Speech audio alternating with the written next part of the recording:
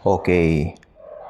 Kasi ang importante po sa buhay na ito, yung makakilala ang tao sa Panginoong Hesukristo. Then, right after that, after nung makilala niya ang Panginoon, magkakaroon po siya ng pangalan sa Lamb's Book of Life. Ito po yung aklat, no? Lamb's Book of Life. The Lamb was slain, right? Okay. In order for your life to be there, I believe ang tinta nun, yung dugo ng Panginoon. Then pangalan mo ang isusulat doon kung tumanggap ka sa Panginoon. Napaka-sweet, napakaganda. Ito po ay buong katotohanan na talagang binabanggit po maging ng aklat ng pahayag o revelation. Ito po ang good news. Hindi na po mabubura ang pangalan ng sino man na nakasulat na roon. Okay? Sapagkat ang Panginoong Hesukristo po ang nagsulat doon. Hindi po siya isusulatin niya tapos buburahin niya. It's not like that. Tayo, ganun po tayo because, di ba, nakakakamit tayo ng errors. Isipin ninyo, imagine, kung sinulat ni Jesus ang pangalan mo tapos buburahin niya tapos sulat ulit. Ano yun? Nagkamali siya? Jesus is God. Diyos po yan. Bago pa likhain ang sandaigdigan, nakita na niya ang mga magiging kanya. Dahil siya po ay Diyos, nung nakapako po siya sa cross, nakita niya past, present, future. Alam na po niya lahat yan. Kaya may mababasa po kayo sa Revelation na bago pa likhain ang mundo, namatay na po siya sa cross. Of course, ito po ay pagpapakita lang po ng gagawin niyang redemption sa takdang panahon. Pero natupad na po niya, praise God, 2,000 years ago. Ngayon, doon sa mga natatakot, kasi alam niyo po ba karamihan ng mga natatakot na pag-usapan yung mga ganitong bagay? Yung mga unsaved Alam niyo po ba minsan, kami po ay nasa SM, no? At may mga nakakwentuhan kami noon, matagal na po. Tungkol sa pananampalataya, ganyan-ganyan. And then, wala silang interest makinig. Natatakot daw sila. Mga kabarkada yata ng pinsan ko yun, kung hindi ako nagkakamali. Nagkita-kita kami doon. Ay, wag na kayong ganyang usapan. Natatakot ako ganon. So, sabi ko, paano yun?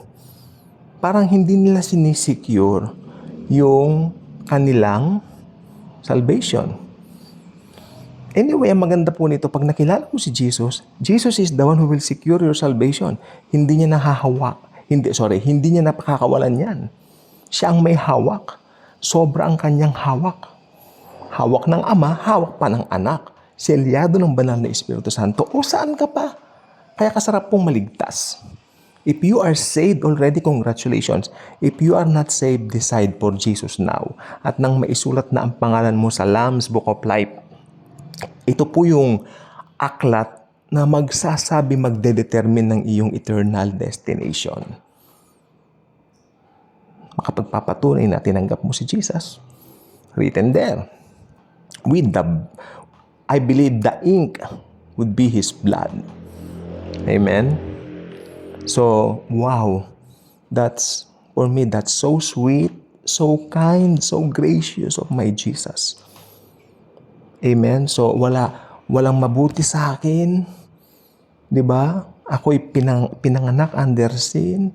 Pero yan ang ginawa niya sa akin. Tinubos niya ako. Niligtas niya ako. Binigyan niya ako ng buhay na walang hanggan. He gave me eternal life. He embraced me. He loved me. Gave me His favor. His righteousness. He made us His bride.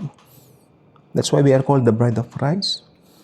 Diba? So, hindi ka ba naaantig sa katotohanan na araw-araw pati sanctification natin, si Jesus ang gumagawa noon para sa atin. Tayo ay talagang super taking good care of the Lord Jesus Christ. He's the one who's really taking good care of us, not ourselves. Kaya kung lalabas tayo, may pupuntahan tayo, lalo ngayon mainit ang panahon, Lord Jesus, I know. Iniingatan mo ko, hindi mo hahayaang ma-heat stroke ako sapagkat I am highly favored and greatly blessed by you. Yan ang hindi lang naisulat sa Lamb's Book of Life ang pangalan mo, binigyan ka pa ng favor, highly favored and great blessed ka pa. O saan ka pa?